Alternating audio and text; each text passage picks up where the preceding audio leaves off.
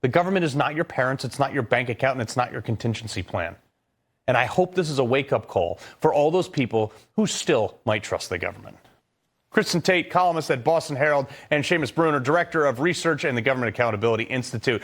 All right, so Kristen, I fancy you a fellow libertarian here.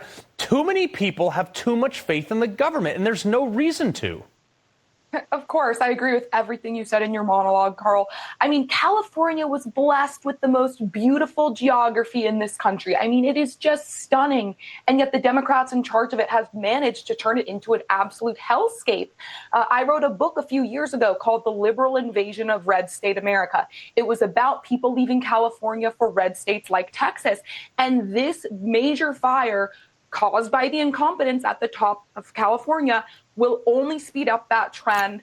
I'm getting texts and calls from my friends who live there. I have a very good friend who lives in the Palisades, and they're telling me they're moving to Texas. They don't have the money to rebuild. And California leaders, they knew this was coming, and yet Gavin Newsom and Karen Bass, they chose distractions and virtue signaling over protecting their own citizens.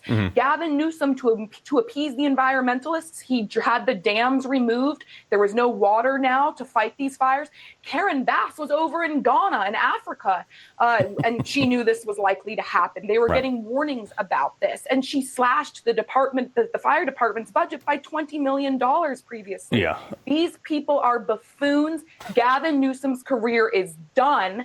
And I think we're going to see a lot of Democrats in California and across the country now starting to say, hey, you know what? I might not love Donald Trump, but the Republicans have some right ideas here. The Democrats destroy everything and when they go to this Texas or Tennessee or wherever they go, they should leave their stupid policies there. But Seamus, the other thing, too, is, you know, I don't trust the government because I think they're largely incompetent, but sometimes there is some, you know, cattywampus afoot in their planning. And Newsom basically came out and said something very suspicious about land grabbing. Roll it.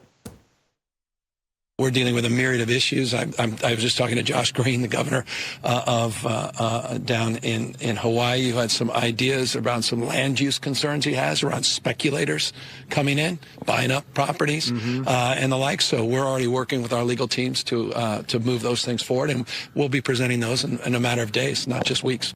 Maybe a smart city? Yeah, I mean, I was outraged when I saw this. It's kind of hard to tell. Is he talking about moving forward with faster land grabs? And that's the thing, whether it's a misspeaking or if he actually means it, you can't tell with these people. I mean, Gavin Newsom is the type of person who never lets a crisis go to waste. This could be a huge opportunity to bring in more money. And this is what he's done time and again, is serve the interests of his donors, not of his constituents. Yeah, but, you know, Kristen, in the same line, you know, Newsom used this as a chance to launch his new campaign website. I was baffled. Oh, it's done for him, though. I just don't see how there's any coming back from this.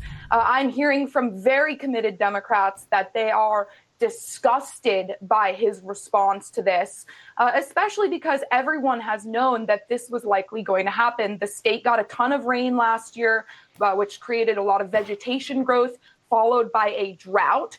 So you just have mass tinder boxes of vegetation there, and then you throw in these intense winds. And what's Gavin Newsom's response? As thousands of his citizens are being evacuated, many have died, so many have lost their homes. What's his response? To shrug, to kind of say, oh, this is the responsibility of the locals, to launch his campaign and to just say, this is a communication issue. No, it's an issue with your governance, Gavin Newsom. But Seamus, the head of water allocation there gets paid $750,000. Are you kidding me?